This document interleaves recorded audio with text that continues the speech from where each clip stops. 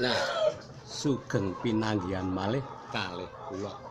Nah, niki ngeten, sing wingi pun dibahas bab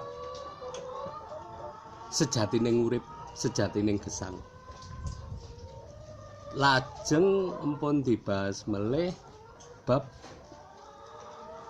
wong tuwa mituturi anak. Lah niki teng studio mini kula menika badhe kula aturaken bab bebojoan.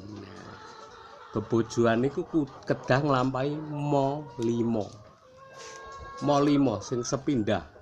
Mo niku inggih menika mlumah. Ingkang kaping kalih mone inggih menika mbegagah. Lajeng ping 3ne mancep, mantep mancep. Nah, ping sekawan ingkang kaping sekawan nika mo melih niki inggih menika mlebu. Nah, mlebu ingkang kaping gangsal utawi ingkang pungkasan inggih menika metu. Kula terangaken mo ingkang sepindah mlumah. Mlumah menika menawi astane ingkang estri utawi estrine jenengan nika pun mlumah. Jenengan kedah dados wong lanang, kedah napa nglampahi kewajiban inggih menika maringi ingkang estri arupi kewajibanipun. Mo ingkang kaping kalih wau pun mlumah sakniki begagah. Nah, dadi wong lanang niku kudu sing gagah pideksa. Nek cara ngene kula niku ungkrah-ungkruh. Nah niku ampun ungkrah-ungkruh ingah-ingih. Niku mo sing kaping kalih.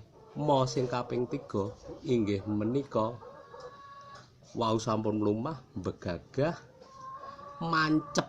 Mancep niku mantep artosipun mboten sah menga-mengo ngiwonengen.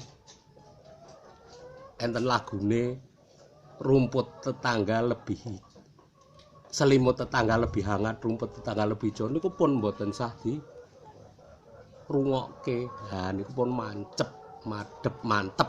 Nah, ingkang mo saklajengipun inggih menika wau sampun mlumah begagah mancep mlebu. Nah, rasa tresna niku kudu mlebu ing jero ati. Mlebu sak lebet-lebeting manah. Nah niku lajeng metu. Nah, metu niku mboten sah diartekke sanes nggih. Metu niku wadine ampun didalke, ampun ditokke. Mangke mundhak mboten kantenan. Lah mugi-mugi sing kula aturke saged mangfaati migunani kagem kula panjenengan sami. Nggih, mekaten mawon matur suwun wedalipun. Monggo.